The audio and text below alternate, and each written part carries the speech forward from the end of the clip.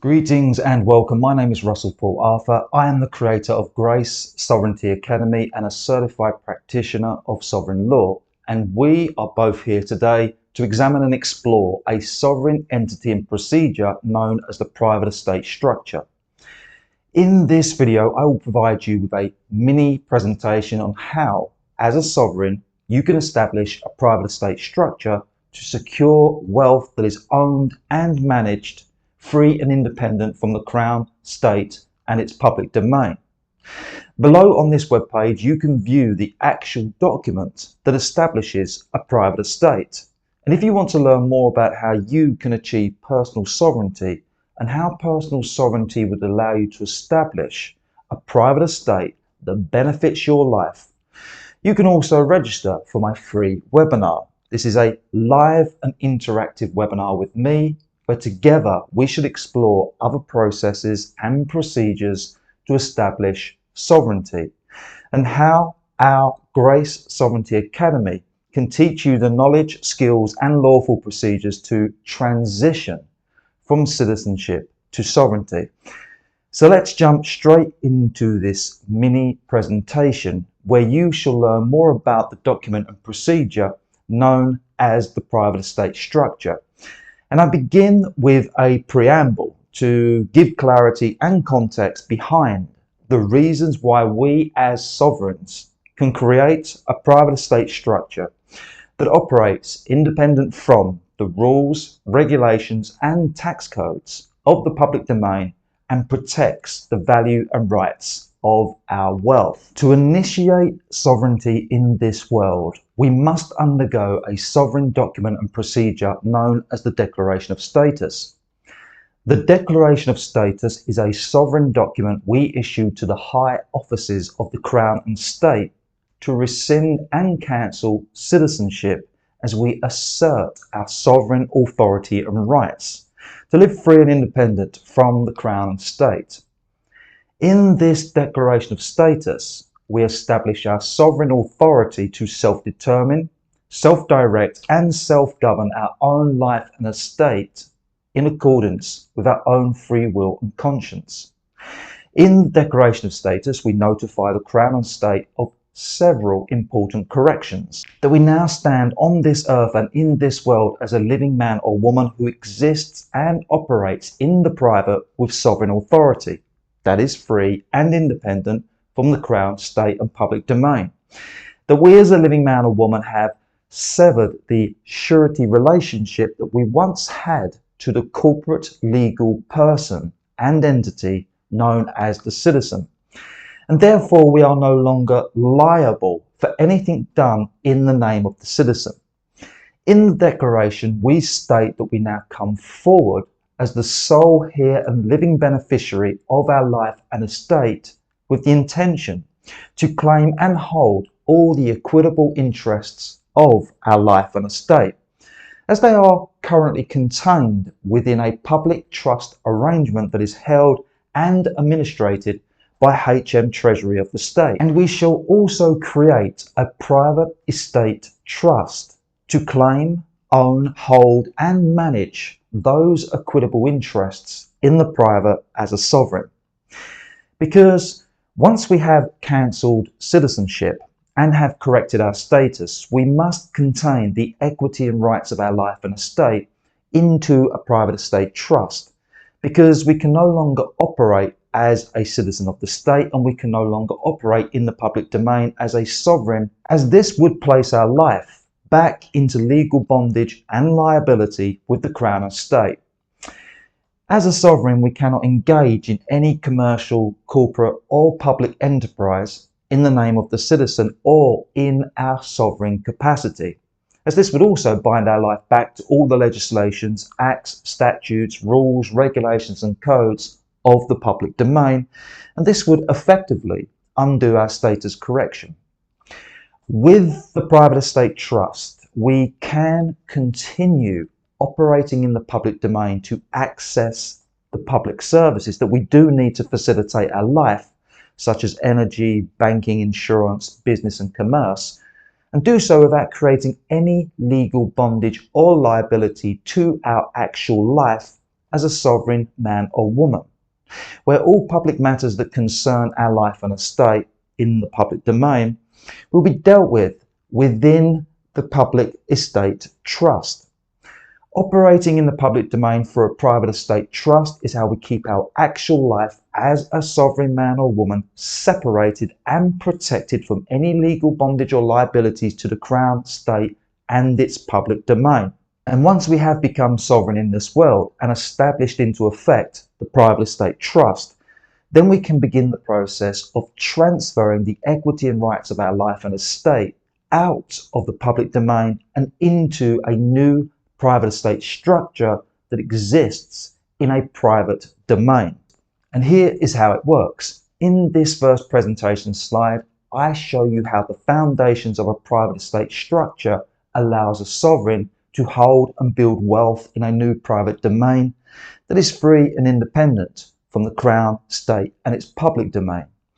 The private estate structure consists of three unique lawful entities known as a private estate, order of overseer and a foreign trust. And we begin with examining the private estate. First and foremost, what is an estate?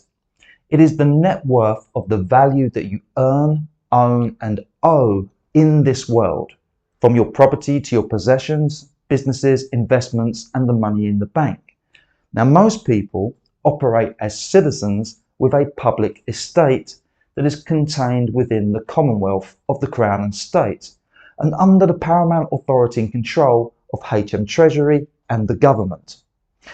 But a private estate is different to a public estate. A private estate is not attached to a citizen, crown or state.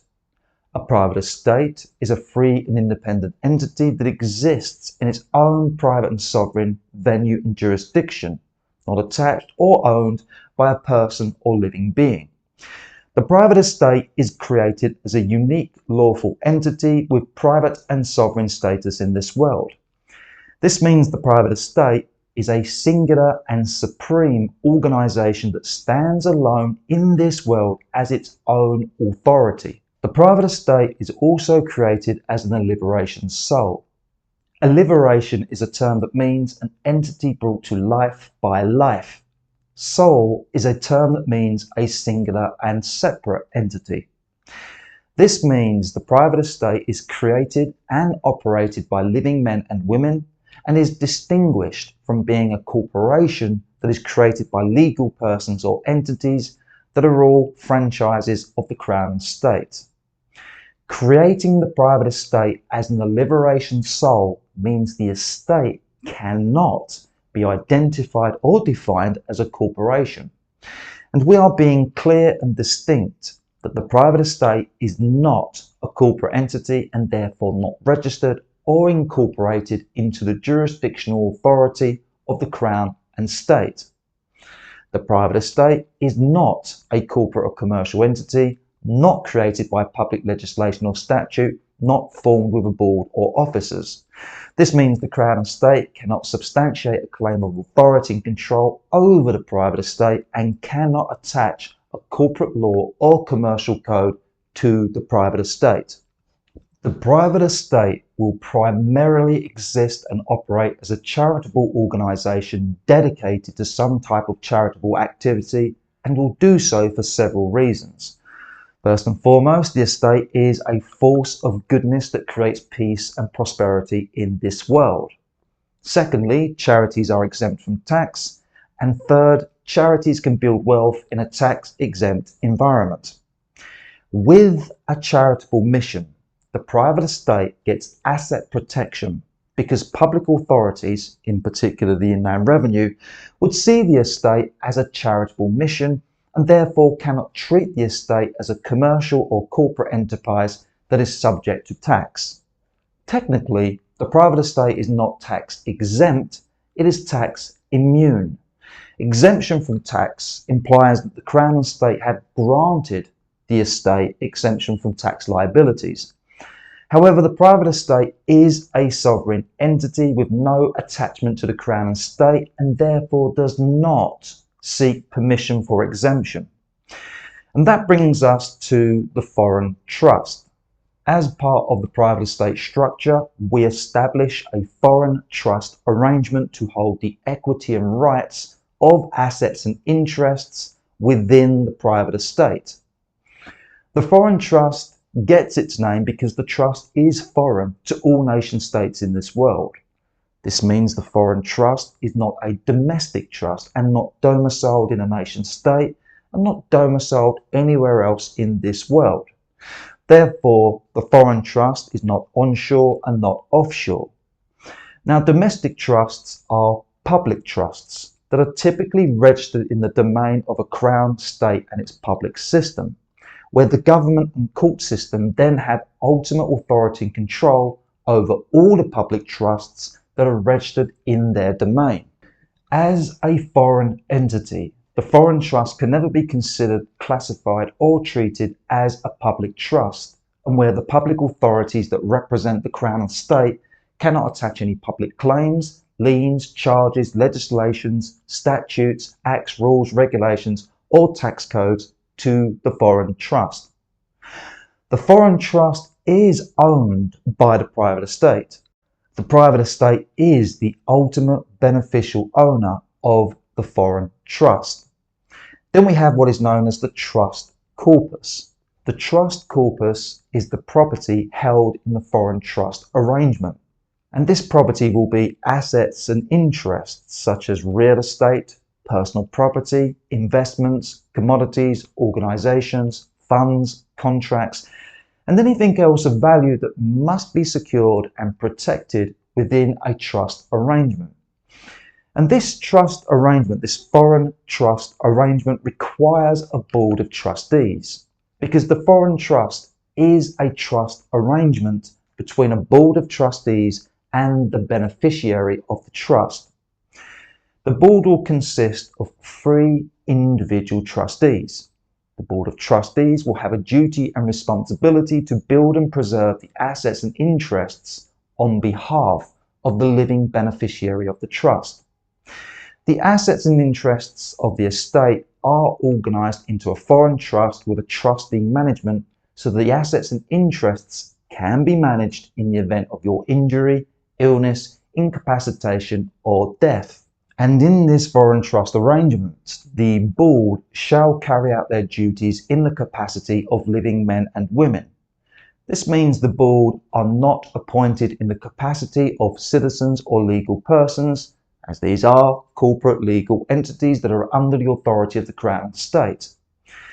The trust corpus is exclusively under the control of the board and where the duties and responsibilities of each trustee as a member of the board is to hold, preserve and enhance the trust property. The trustees can only ever make decisions and take actions that benefits and improves the value of the trust, doing so in the best interests of the trust and the best interests of the beneficiary of the trust. And you personally, as the beneficiary of the trust, you do not have any controlling interests or controlling decisions over the trust. This means a public agency or authority can never substantiate a claim that you own and control the trust property, and they can never attach a personal tax liability to you and the assets and interests thereof. The private estate is also structured with an order of overseer as a strategic part of the private estate, and where the order has the exact same private and sovereign status and standing as the private estate. The order is separate to the estate. The order is established to administrate the estate, with the estate and order as 2 separate entities. The estate is established to own and hold the equity and rights of the assets and interests that are contained within the estate, and the order is established to administrate the mission of the estate. The order only holds the administrative rights to manage the mission of the estate, but the order does not own the equity and rights of the assets and interests that are held and protected within the foreign trust within the private estate structure. There is a distinctive line between the order and estate. This means the equity that is contained within the estate is isolated and protected from any claims and liabilities that could incur through the administrative actions of the order. This means whatever happens with the order does not affect the assets and interests that are owned and contained within the estate. Should any lawsuit actions be attached to the order, they cannot be attached to the equity of the estate, and this gives us an added layer of equity protection.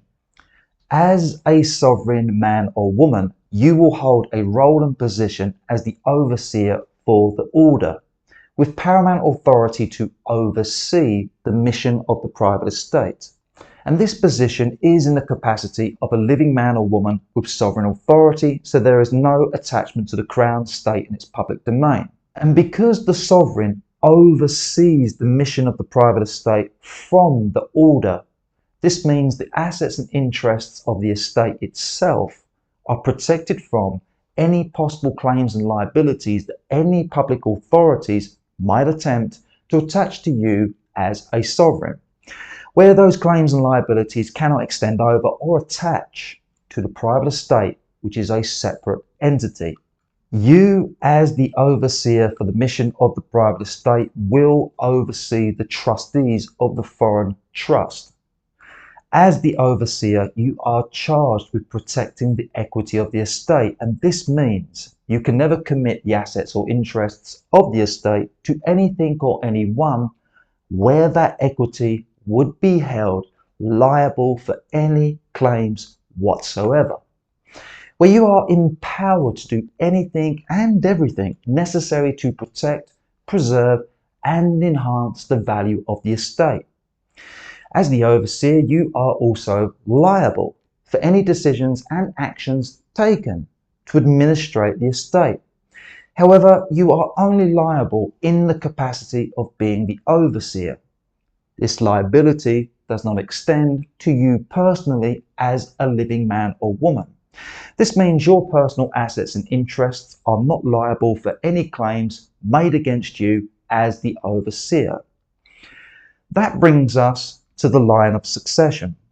The private estate is created to secure a legacy of wealth that exists in perpetuity for many generations to come, where the wealth of the estate is passed along to different generations to continue building and preserving wealth. This passing along the estate and its wealth from one generation to the next is achieved with a line of succession. A line of succession is a list of people who have been selected to become the successive overseers for the private estate. This line of succession is a method that is used by all the large empires and institutions of this world that have endured for centuries. This is why we have the enduring roles and positions of rulers, presidents, prime ministers, kings and queens, and so on. The order of overseer is established with a line of succession, and in any event where you as the overseer have sustained an injury, illness, incapacitation, death, or you abdicate from duty and you are no longer available to perform your role as the overseer for the mission of the estate, then you will have a successor that is ready and that will take command of the order to continue the mission of the estate. And all successive overseers will have the same authority and powers to carry out the mission of the estate. It is also important for you to know the private estate structure is established as a sovereign body and authority that exists and operates free and independent from any crown, nation state, public venue, jurisdiction, or authority in this world. The private estate structure is formed with the principles of universal law, natural law, trust law, private contract law, and exclusive equity.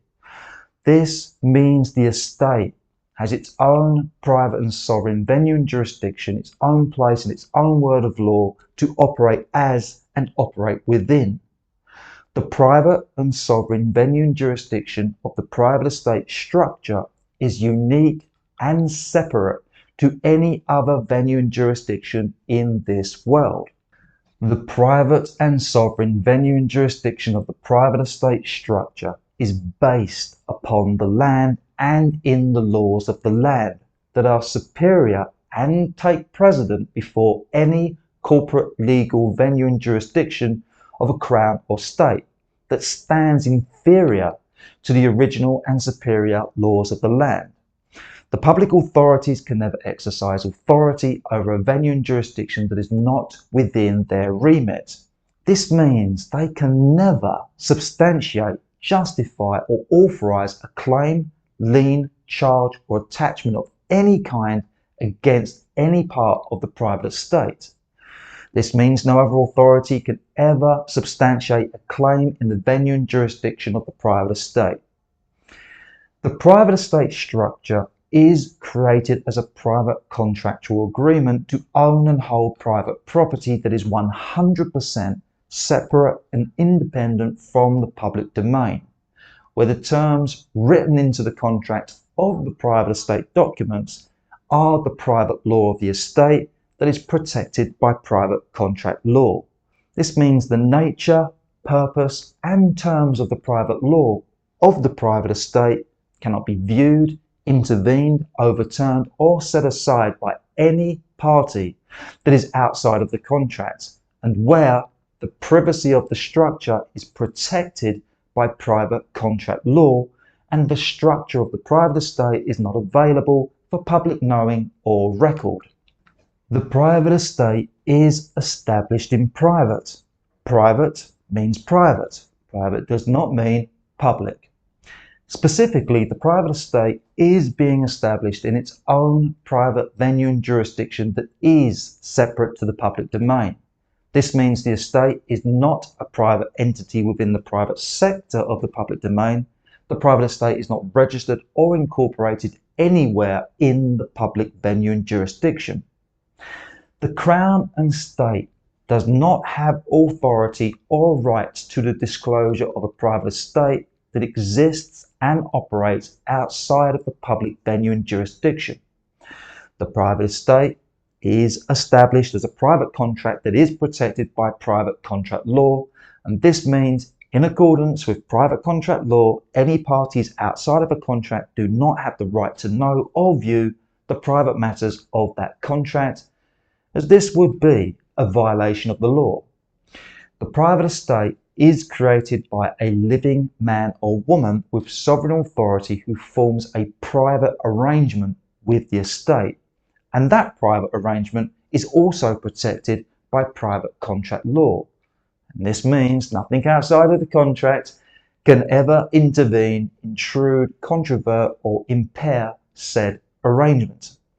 This means the private estate is protected from any public authority that wants disclosure of the private matters of the estate. The private estate structure is also protected from intruding parties with a covenant of silence. Everybody involved in the creation and operations of the private estate must agree to a covenant of silence that forbids anyone from revealing the private matters of the estate to any party outside of the private agreement. This covenant includes a penalty to the amount of £10 million sterling of silver coin for each occurrence of a breach of this covenant. This huge penalty fee is what protects the privacy of the estate. This huge penalty is what deters people from revealing the private matters of the estate and also prevents the public authorities from enacting any means of coercion or force to make any operative of the estate reveal the private matters of the estate, knowing that the operative would be harmed by such a hefty penalty. The covenant is agreed by way of private contract that is binding to all parties who contract with the private estate. The penalty is transferable and enforceable under contract law. This covenant of silence is foundational and applicable to any and all subsequent trusts, contracts, agreements or associations that the private estate could form and enter into. The private estate structure is created by a court order issued by a Grace Private Court to ensure that public authorities cannot claim venue and jurisdiction. to ensure public authorities can never claim venue and jurisdiction for the purposes of tax. The private estate does not register for tax and never will file a tax report or be subject to tax codes or rulings. This eliminates all potential claims and liabilities that could arise from the public system. This means no lien, attachment, ruling, regulation or tax code can ever be attached to the private estate. And you also get ownership protection because you as a sovereign do not own the private estate, foreign trust or the order of overseer. These are free, unique, lawful entities that stand in their own stead and rights to own and hold assets and interests independent from you. You as a sovereign man or woman are the living beneficiary of the assets and interests held within the private estate structure, but you are not the owner of the assets and interests. This means you own nothing and yet benefit from everything. This means your personal liabilities cannot be attached to the assets and interests of the private estate, and this protects the value and rights of the assets and interests. When establishing a private estate, we must have the private estate recognised and recorded as a fact of law within the public arena. This makes the existence of the private estate an indisputable fact of law that must be acknowledged and accepted by public authorities, meaning a public authority can never deny or reject the existence of the private estate. And we achieve this with two methods. We publish a public notice in a local newspaper to announce the existence of the estate, and we use a public notary to authenticate and certify the private estate documents.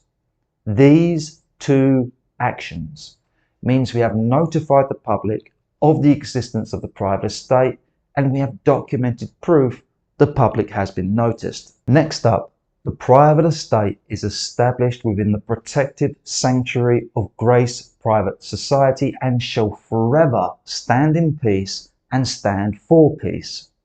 The private estate is a sovereign entity that effectively and practically, but not lawfully, stands as a separate nation. This also means the estate is foreign to all crowns and all nations of this world. We must therefore demonstrate that we have peaceful intentions.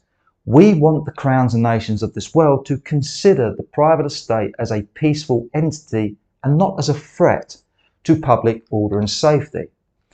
All nations of this world have national security with legislations designed to protect the state and its citizens from any acts of belligerence, aggression or terrorism. The public authorities have been empowered to take decisive and forceful action to arrest, disable, isolate, detain and suppress anything or anyone. And unfortunately, we do not have control over how the public authorities act. We do, however, have control over our intentions and position in this world. The private estate, therefore, must be recognised by the Crown and State as a peaceful entity with no intention to cause conflict, controversy or disruption to the public domain, and where the Crown and State does not see or treat the private estate as a threat to national security. Therefore, the private estate will make a declaration of peace to all other authorities on this earth and in this world. In particular, the operatives of the estate shall act in this world peacefully, as non-belligerents, non-combatants, and as non-enemies of the Crown and State. This means we are not taking an opposing stance or challenging the Crown and State. We have no intentions to disrupt, harm, or cause damage and loss to the Crown, State, and its public domain. The private estate shall forever remain neutral in the public. In fact, the private estate is being established to function as a benefit to the public with its charitable endeavours to create peace and prosperity for all those who engage with the estate, where the public shall directly and indirectly benefit from all the charitable projects and organisations that are enacted by the private estate. Furthermore, the private estate is on a peaceful mission that is protected by the international flag of peace and the safe haven harbour doctrine thereof. This doctrine states that all nations are to provide a safe passage to all those who operate within the international flag of peace, meaning the public authorities cannot attack, molest or harass anyone holding the flag of peace. The private estate is a foreign entity and therefore is international. International is a jurisdiction of the private estate, and therefore the estate has the right to be protected by the international flag of peace. The private estate also gets protection from our private society. The private estate structure will be recognised and recorded by Grace Private Court as an adjudicated fact of law, where the official documents that forms the private estate shall be archived in the record of our private court, where that recognition and record proves the lawful existence and status of the private estate. And this also means the private estate shall be upheld and protected within the private and sovereign venue and jurisdiction of our private court.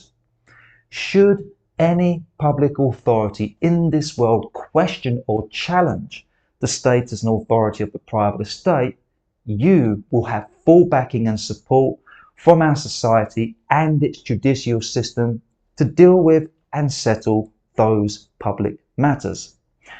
Our society and justice was created to protect the lives and estates of our sovereign members from any intrusions from any public authorities that attempt to attach claims to our members' lives and estates. And any such attempts would be adjudicated and settled within our Grace Private Court, where all proceedings are done under the maxims of equity and the principles of exclusive equity, sitting in special term pursuant to American or English equity jurisprudence.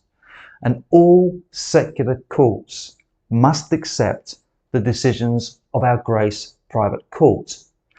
And the reason we do not use public courts for the lawful matters of a private estate is simply because they are crown courts designed to adjudicate the matters of corporate legal entities that operate within the public venue and jurisdiction of the Crown and State.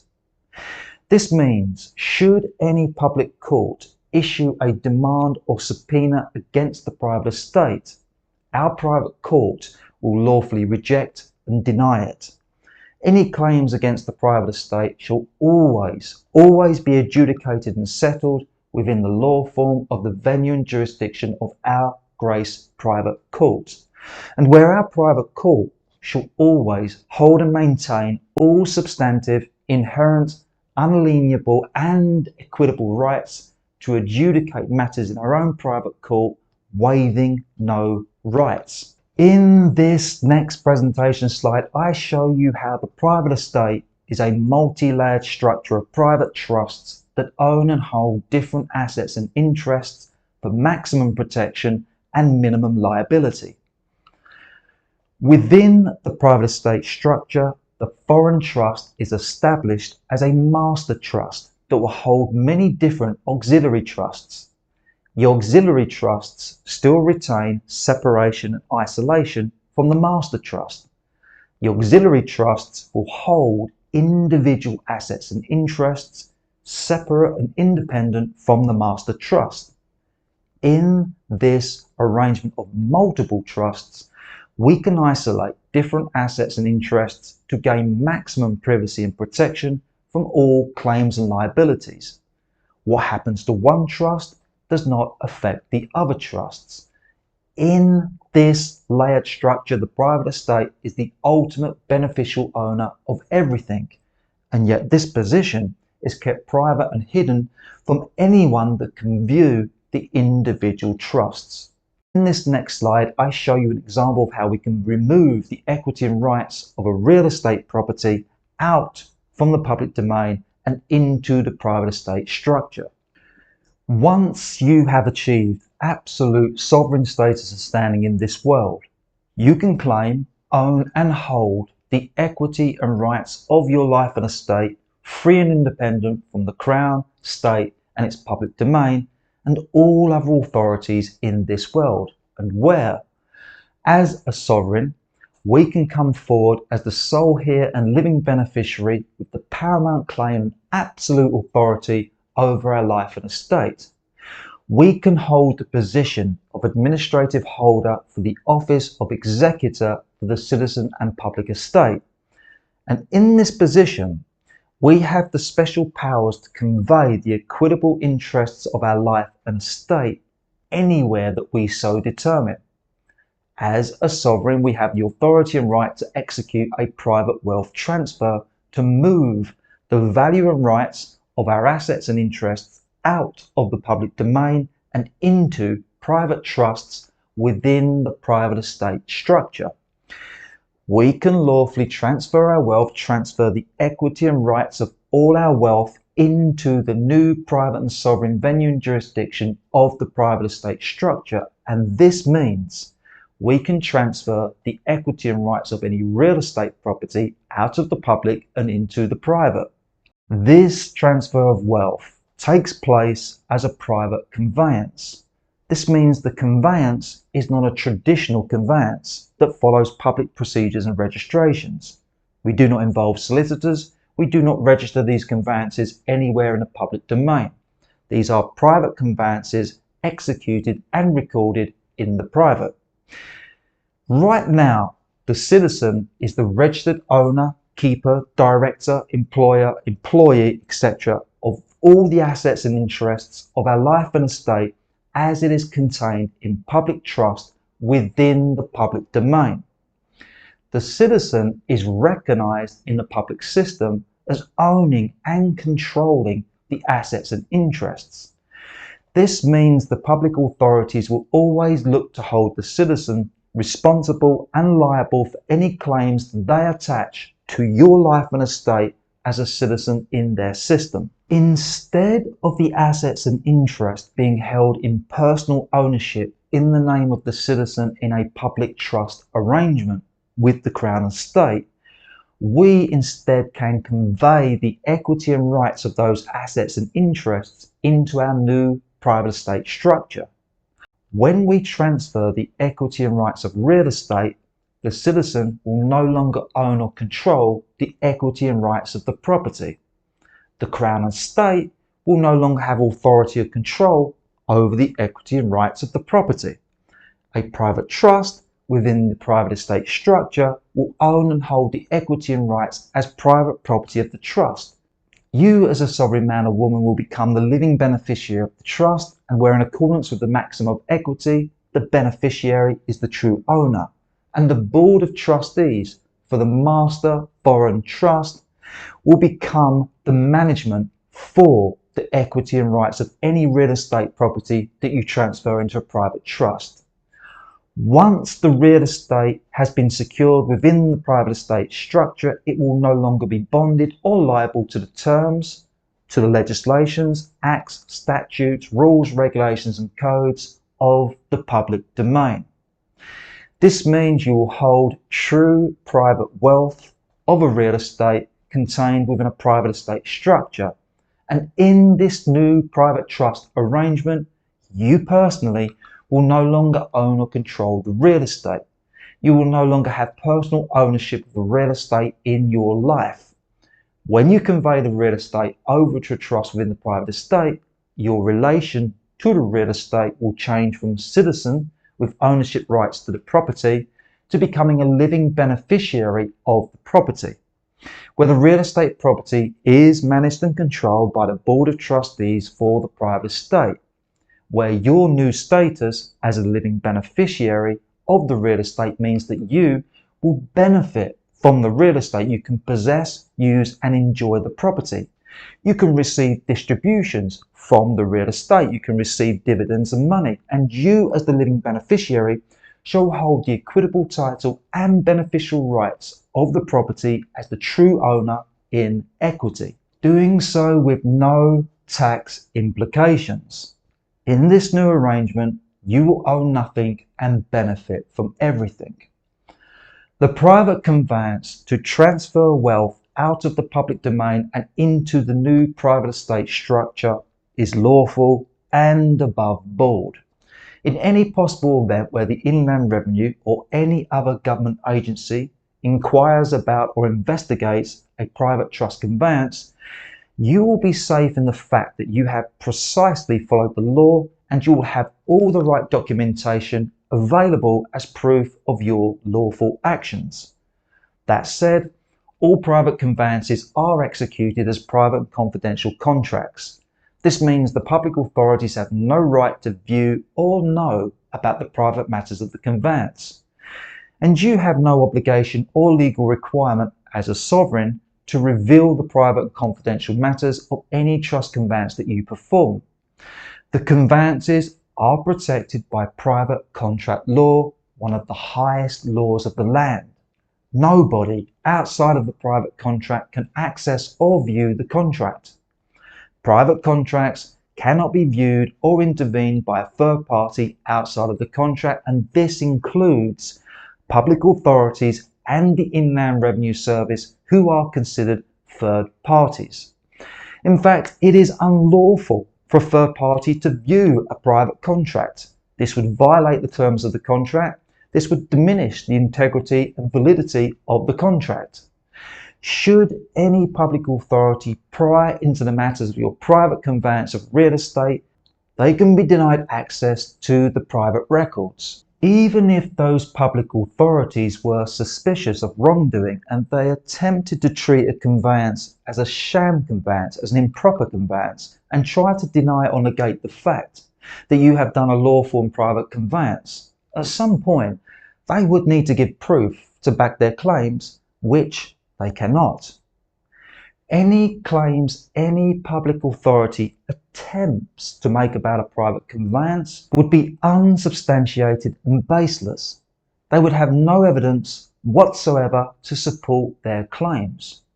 All the documentation of a private conveyance shall be recognised and authenticated in both the public domain and our private judicial system.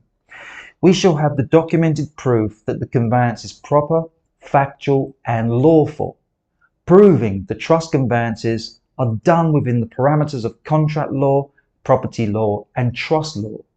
The only time that you would ever disclose the matters of a private conveyance to a third party is in the unlikely event that you ended up in a public court situation to deal with any public matters that pertain to the private estate or its trusts.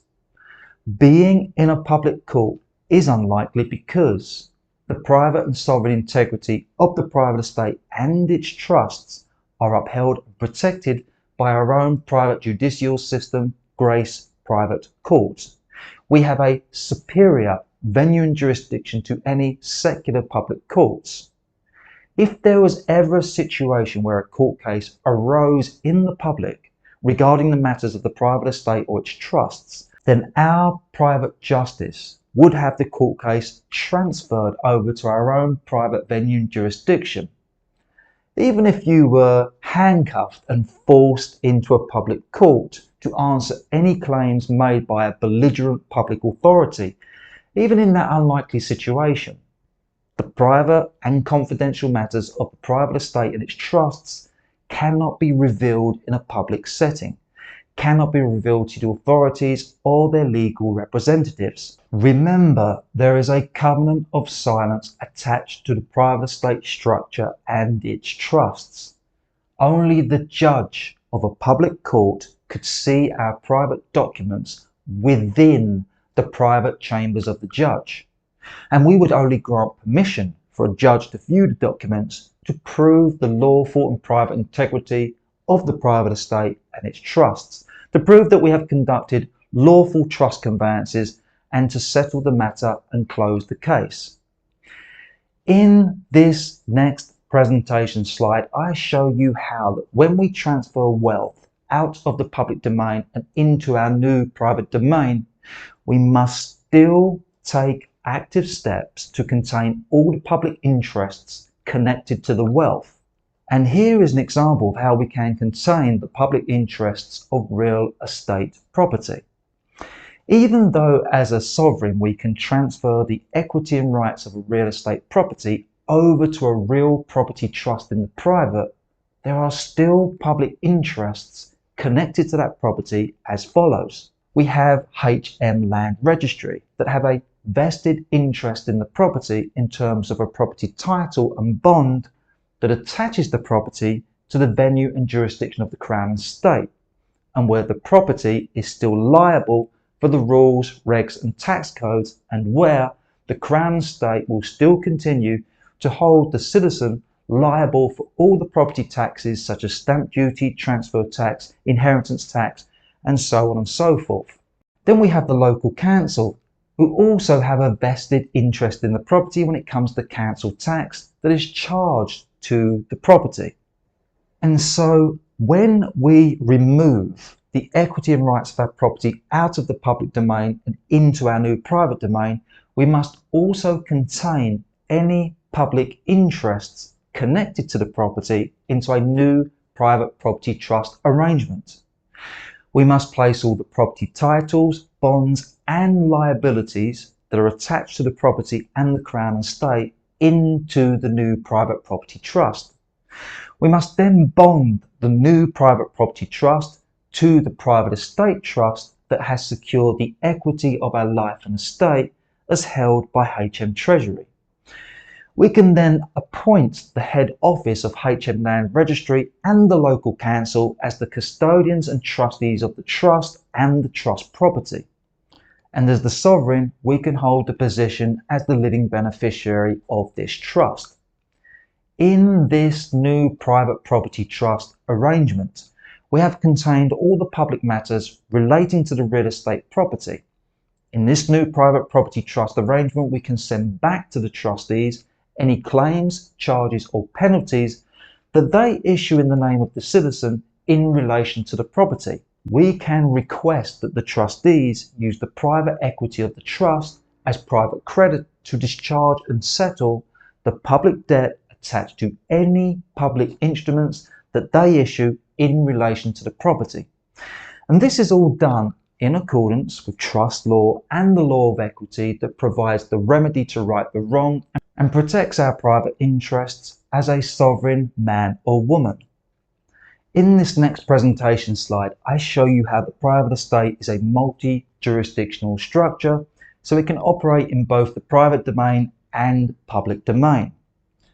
In the private domain, we can contain the equity and rights of our life and estate in a private estate structure that consists of private trusts that are established in the private and sovereign venue and jurisdiction of a private domain. We can protect our wealth because it is owned and held in a venue and jurisdiction that is separate and independent from the Crown, State and its public domain. In the public domain, we have assets and interests that are part of public service providers and accounts that we need to remain open and active in the public to facilitate our life. These assets and interests that are part of public service accounts and contracts can be secured into private holding trusts. Through these private holding trusts, we can contract with public service providers without forming any legal bondage or liability with the public agencies, Crown or State. These private holding trusts are connected to and part of the venue and jurisdiction of the private estate. These private holding trusts are controlled by us in the private. These private holding trusts have special articles that stipulate the terms and conditions of how the public service is to be provided to us in the private. In these private holding trust arrangements, the assets or interests are private property owned and controlled by the private holding trust, and where the equity and rights of the property is protected in the private.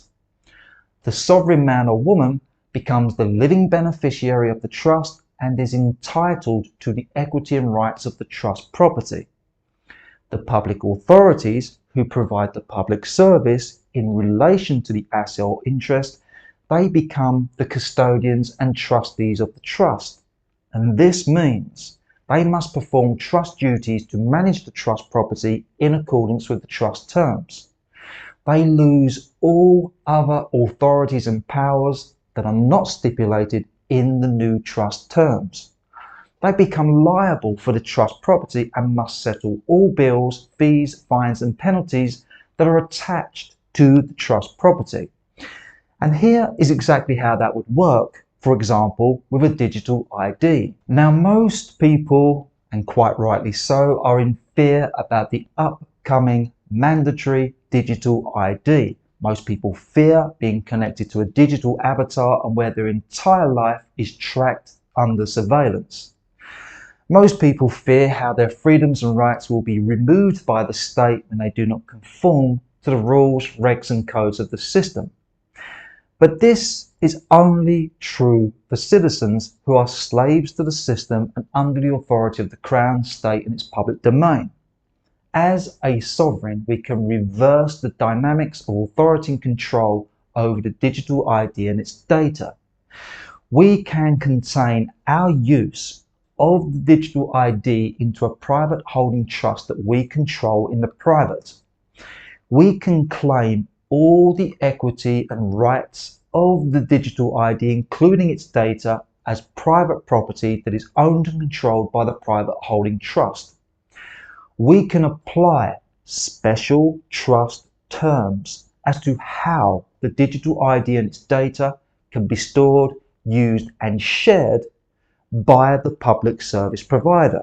We can appoint the public agency who issues and manages the digital ID and data in the public as the trustees of the private holding trust, who then must hold and manage the digital ID and data in accordance with the terms of the private trust that we set and establish.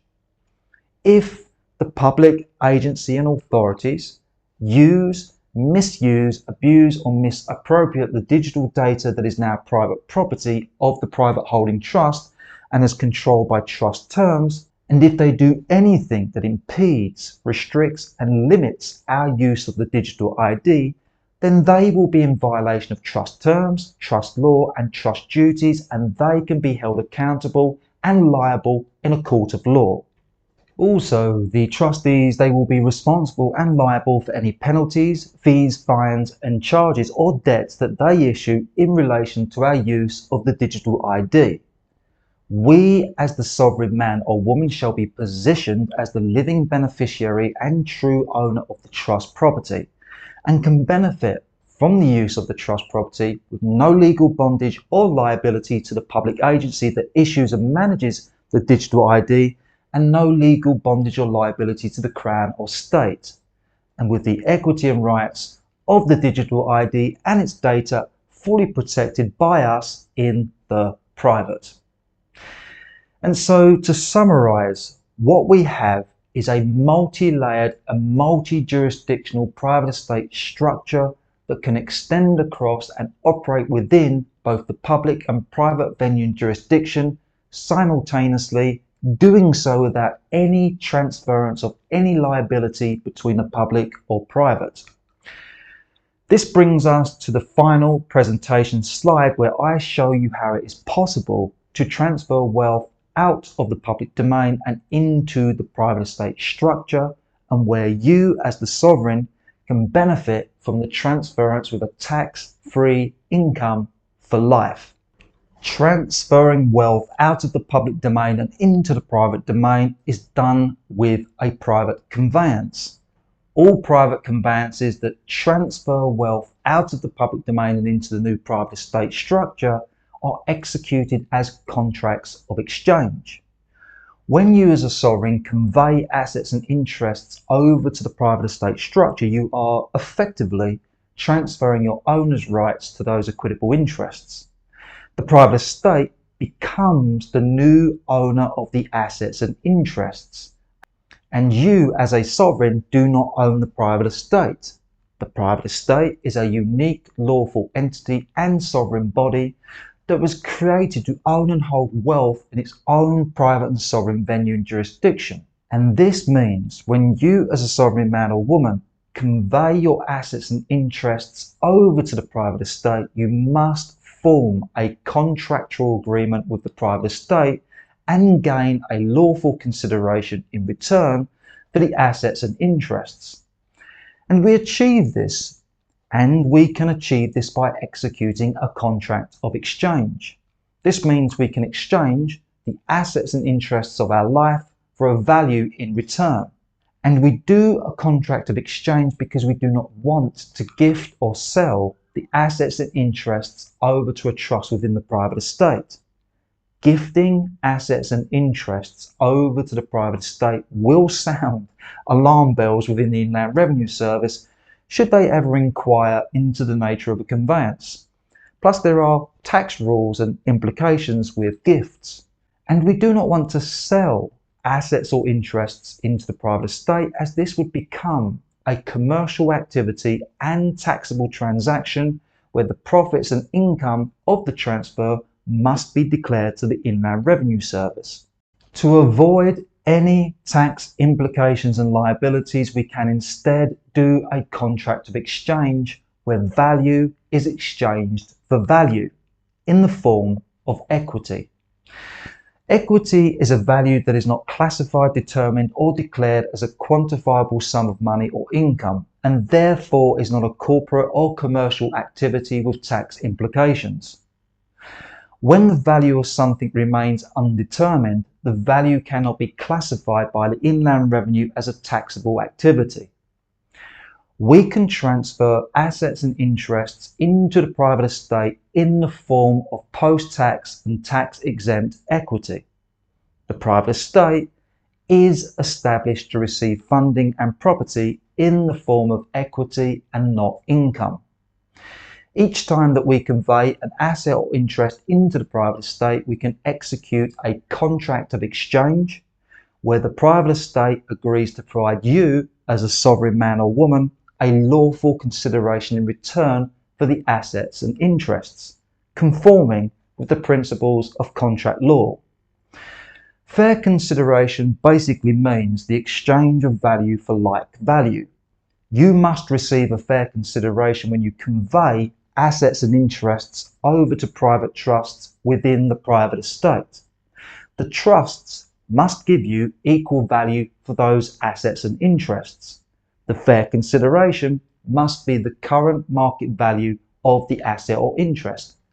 For example, if you convey a house with a market value of £900,000 into a private trust within the private estate, then the trust must provide you with £900,000 worth of value in fair consideration in exchange for the house, where value is exchanged for like value. In return for any assets and interests that you convey over to the private trust within the private estate, the Board of Trustees will give you a fair consideration in the form of a private life annuity contract. The private life annuity contract is a private investment with the same value as the assets and interests that you convey into the trusts. The private life annuity contract is a deferred investment where the value of the investment is secured in the contract itself as a promise to pay you at a later date. This means the equity, the value of the investment, is vested into the written contract. The written contract is a deed that represents the equity of the investment. The contract is a private financial instrument that is worth the value of the investment because the contract can be redeemed for the value of the investment. Therefore, when you convey assets and interests over to the private estate, you execute a contract of exchange where you exchange the equity of your assets and interests for the equity of a private investment, and where you receive a private financial instrument in the form of a contract that represents the equity of the investment. And the contract is just like a capital certificate.